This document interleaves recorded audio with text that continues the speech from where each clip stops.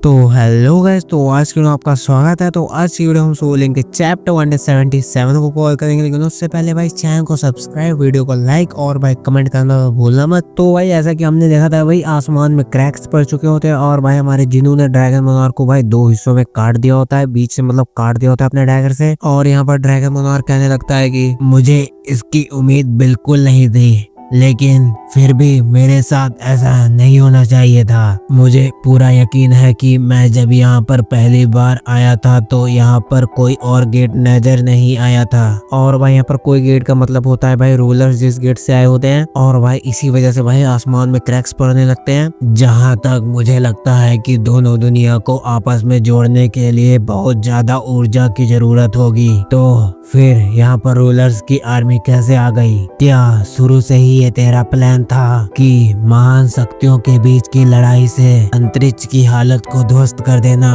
और दूसरी दुनिया से अपने लिए मदद बुलाना?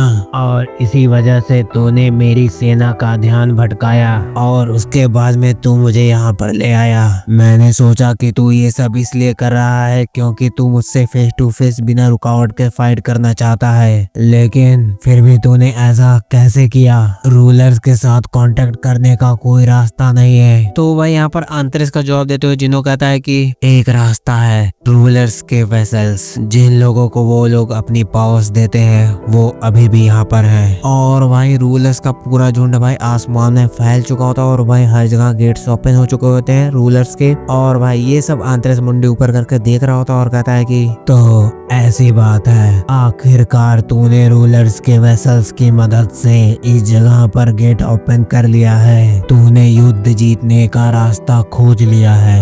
भले ही तू हार गया है, यह मेरी पूरी तरह से हार है क्योंकि मैं इस पूरी छोटी सी लड़ाई में रह गया। तो भाई यहाँ पर जो जिनू रहता है वो भाई कहता है कि क्या ये तू ही है the monarch of white flames, और बीस्ट मोनार्क को तूने ही शैडो मोनार्क को मारने के लिए भेजा था ना? क्या ये बात the monarch of white flames ने तुझे बताई? तो यहाँ पर भाई हमारी शैडो मोनार्क की पास्ट में फाइट हुई थी व्हाइट फ्लेम्स और बीस्ट मोनार्क के साथ। तो यहाँ पर भाई बीस्ट मोनार्क फाइट को छोड़कर भाग जाता है, लेकिन भाई the monarch of white flames भाई पकड़ा जाता है और वो बता देता है कि भाई ड्रैगन मोनार्क नहीं मारने के लिए तुझको भेजा होता है, मुझको नहीं। ये बात मुझे एशबॉर्न ने बताई।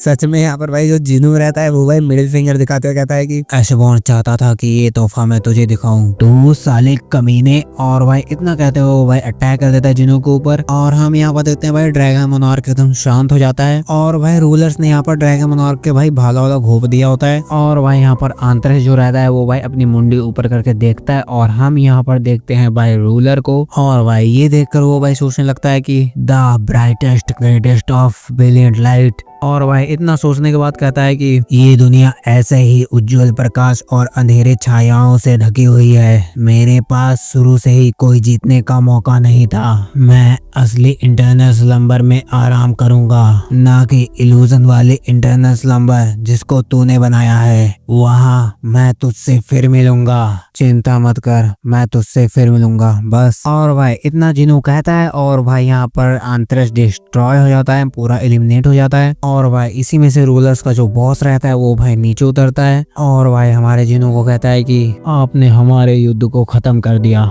मैं आपको दिखा नहीं सकता कि मैं आपकी तारीफ कैसे कर पाऊंगा। मुझे नहीं पता कि ये तारीफ है कि नहीं, लेकिन आपसे मेरी एक रिक्वेस्ट है। क्या एक रिक्वेस्ट या कुछ ऐसा है जो केवल आप ही मेरे लिए कर सकते हो? मैं तुम्हारी मदद करने के लिए अपनी पावर से जितना हो सकेगा उतना मैं तुम्हारी मदद करूंगा। बस एक और बार, सिर्फ एक और बार, क्या आप मेरे लिए पुनर्जन्म के प्याले का उपयोग एक और बार कर सकते हैं? और यहाँ पर भाई जिनू उसी प्याले की बात कर रहा होता है जिससे भाई समय को 10 साल पीछे ले जाया जा सकता है। और भाई जिन लोगों को इस कप के बारे में नहीं पता वो जाके भाई हमारे प्रीवियस चैप्टर चेक करो। तो भाई ये बात सुनकर रूलर जो रहता है वो भाई कुछ देर सोचता है और कहता है कि क्या अभी आपने कहा कि क्या हम आपके लिए पुनर्जन्म के प्याले का यूज करके समय को पीछे ले जा सकते हैं? हाँ, मैंने यही कहा, अगर हम गॉड के टूल का यूज करके समय को पीछे कर देते हैं तो जो हायर लेवल के बीइंग्स थे वो वापस जिंदा हो जाएंगे और उनका खतरा बना रहेगा। साफ साफ कहने का मतलब होता है भाई जितने भी मोनार्क्स रहते हैं वो भाई वापस चले आएंगे और भाई जो छोटे मोटे बीस्ट थे उन सबका कोई दिक्कत उक्कत नहीं है। क्या आप तब भी ऐसा ही करेंगे जब मरे हुए मोनार्क्स अपनी पुरानी यादों के साथ दोबारा जीवित हो जाएंगे? हाँ, मैं यही चाहता हूँ, लेकिन अगर एक बार आपने समय को पीछे कर दिया तो मैं चाहता हूँ कि पृथ्वी पर आप किसी को न भेजें। मैं डायमेंशनल गैप में ही मोनार्क्स और उनकी सेना से निपट लूंगा। तो भाई यहाँ पर जिनू की बातें सुनने के बाद भाई रूलर्स का बॉस भाई फिर से कहता है कि क्या आप खुद की इच्छा से फिर से इस वॉर का सामना करना चाहते हैं? ऐसा करने का आपका क्या कारण है? हमने पुनर्जन्म के प्याले का कई बार इस्तेमाल कर लिया है, लेकिन उनमें से ये सबसे पहला अच्छा रिजल्ट है। और भाई यहाँ पर जो जिनू रहता है वो भाई डैगर अपना जमीन पे मारता है और कहता है कि मैंने अपने इस लड़ाई में बहुत से लोगों को खो दिया है और मैं उन्हें वापस लाना चाहता हूँ। लगभग पुनर्जन्म के प्याले की ड्यूरेबिलिटी खत्म हो चुकी है और अगर आप इस बार असफल रहे तो हम समय को वापस नहीं ला पाएंगे और अगर आप अभी रुक गए तो आपको उस हीरो के रूप में याद किया जाएगा जिसने मोनार्क्स को रोका था और ये बात लोगों द्वारा हमेशा याद रखी जाएगी। फिर भी आप इस लड़ाई में उलझे रहे तो आपको कोई नहीं याद कर पाएगा।